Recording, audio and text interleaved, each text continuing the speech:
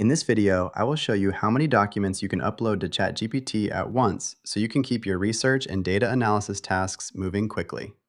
I'm starting right here on the home page, and to begin, I'll move my cursor down to the message bar and click on the small plus icon to open the File menu. I'll select the option to add photos and files. Then I'm going to navigate into my Documents folder and attempt to select a very large batch of files to upload simultaneously.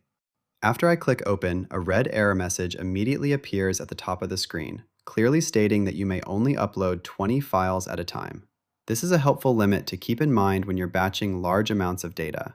Now that I know the maximum capacity, I'll dismiss that notification and try again with a smaller, more manageable group. I'll click the plus icon and select Add Photos and Files once more, this time choosing just 2 specific documents from my list. With those files successfully attached and visible in the chat bar, I am now ready to submit my prompt and get started. It's a simple process, but knowing the exact limits ensures your workflow stays smooth and uninterrupted. If you found this quick walkthrough helpful for managing your AI projects, please consider liking the video and subscribing for more quick tips and tutorials.